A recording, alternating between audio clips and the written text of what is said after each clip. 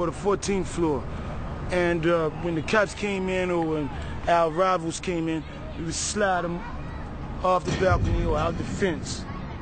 And the sound of this motherfucker from hitting cement from 14 flights up, like a bomb. Man, it's life-changing. I don't care what the fuck you were doing before that moment, you start reconsidering your options. Well, maybe I should do something else. But let me to this. Motherfucker dropping something like this, you know.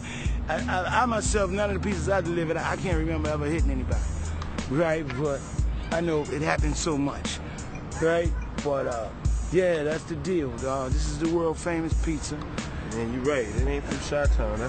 That's the Baltimore special. Yeah, deep dish for your ass. Deep dish. Yeah. Special delivery too. That's what's really different, the delivery process. Yeah, the from delivery. 15th floor. Yeah. Or the 14th. Exactly, 14th floor, man.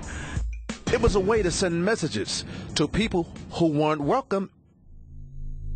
Barksdale's rival Frank Harper didn't sell pizzas, but he sold a bunch of items at his grocery store. On this day, assassins came shopping for Harper. It was on Harper's turf that his reign came to an end. It was an old-fashioned ambush. Yeah. That's right. Time to die, motherfucker. Time to die. Time to die, motherfucker. Time to die. Barksdale ended up in court, charged with the murder of his childhood mentor and adulthood rival. He was found not guilty. One reporter says the jury could not believe that a wheelchair-bound invalid could be behind such a plot. He had successfully used the loss of his leg as a weapon against the judicial system. He didn't walk out of the courtroom, but he walked away from the charge, and it wouldn't be the last time. This frustrated his enemies and the police. Former homicide police detective Oscar Requier. We have a lot of problems with juries here in Baltimore City, you know. As far as credibility as police officers, a lot of people don't put too much stock in the police officers, you know. But unfortunately, you know, a lot of them, they find them not guilty or hung juries, you know. With the jury system, we do have some problem with them, you know. Barksdale's mother said he left home at age 18. She started hearing more and more things about Bodie that she just did not want to believe. He's a man, what could I say? Barksdale spent a lot of time in court. It was not unusual for the prosecution to use its muscle and efforts to get unwilling witnesses to testify. Now, the state wanted to prosecute a man for trying to kill Barksdale in a previous shooting. Barksdale refused to testify. His brand of ethics had a serious disdain for snitches. So instead of testifying, Barksdale stunned the court with a surprise attack on the man, knocking him unconscious with his metal cane. Barksdale got 30 days for the assault. During the time that Barksdale was operating in Baltimore, drug-related crimes was sometimes all over the newspaper headlines and the television news coverage. And the bloodstained show where the man's body was lying just a few feet away. The vast majority of the coverage, though, had nothing to do with Barksdale or his rivals. Much of the coverage was not even related to drugs. The woman's 8-year-old son didn't want Legrone to leave. The child allegedly grabbed the policeman's service revolver and shot Legrone in the chest. The state's attorney's car was stolen twice last month, first from in front of his home, then from this repair garage parking lot on Dolefield Avenue. Cosell denounced Colt owner Robert Irsay and other team owners who at will pick up their franchises and leave town. Police had their hands full with a variety of crimes, just like other big cities. Still, they knew that targeting their efforts at drug-related crimes could have a big impact on lowering the city's crime rate. They also knew that as quick as one drug trafficker went down or went to jail, another would emerge, usually through acts of violence. Barksdale knew it too. He had lots of enemies, including those who were left from Harper's group. The grudges lingered. Whether he was a target or shooting at targets himself, Barksdale continued to be a thorn in the side of the police.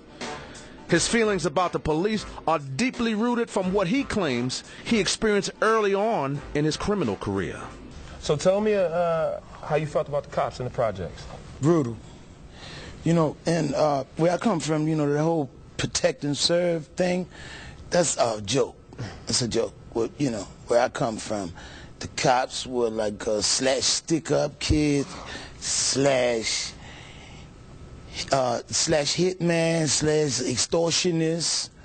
You know, cops were not nice people. Very corrupt, sound like. Yeah, very, very corrupt. And even the ones that weren't, the corrupt ones actually were easy to get along with. Because you could throw a couple of dollars at them. You could throw a couple of dollars at them and you were cool. Former homicide detective and now Fraternal Order of Police Vice President Oscar Requier takes issue with Barksdale's characterization of cops as a whole. We have had some officers have fallen short, This homicide officer is a Bronze Star decorated retired cop who worked in the homicide unit when Barksdale was active. Now, even before Barksdale's rise to power, as a rookie officer, Requier made headlines when he gunned down a robbery suspect near a well-known barbershop owned by a prominent Baltimorean. Oscar's friends called him Rick, or Bunk. Producers of The Wire created a character also named Bunk, played by actor Wendell Pierce, shown here with the real Bunk. Friends see some similarities beyond the name and their sense of humor. All right, on the series now, as you notice, years ago I used to smoke cigars and also drink Glenlivet. Matter of fact, they asked me about that. David said a lot of the characters were fictional, but like I said, David stayed with us for over a year, and he knew us. He knew the places we used to hang, the bars we used to go to after we was off duty. Like I said, the rap sessions we used to have. So he knew all the guys. He knew how we felt about certain things. He knew our nicknames or whatever, So as you can see, Simon spent a lot of time with the Baltimore police. Some of the guys, they didn't particularly care how they were portrayed on The Wire. I know it's one particular officer who's retired now. He's portrayed as a woman. He said it's fiction. A lot of it's fiction, but there's a lot of characters in there in truth, like Barksdale. The police seem to like Simon, but for obvious reasons, Barksdale was a whole nother story. They certainly didn't like his past criminal activities, and they say his claims of police corruption are just overblown. The system itself has been quite, it's been swift and severe with them as far as sentence is concerned. Bunk also discounts what several former drug dealers call the pit. Barksdale and others say police looked the other way in one area called the pit. Now, in The Wire, it was called Amsterdam. They say it was an area where open-air drug trafficking, among other things, was allowed without prosecution. The Wire portrayed it as an experiment to contain drug trafficking in a certain area to keep it from spilling over into other areas of the city. Some people argue that this was a good idea. Bunk calls it fiction. I take objection with that. I don't believe the police department ever condoned this. I know they have never condoned the selling of drugs. They would actively enforce any area where there was selling of drugs. This is a myth to the so-called dealers. The drug-related killings on the streets of Baltimore just went on and on. Police decided to employ an additional strategy. Now, while police kept a visible presence on the streets, they also employed undercover strategies involving surveillance and wiretaps against some unsuspecting dealers. They were on top of the hospital filming us. And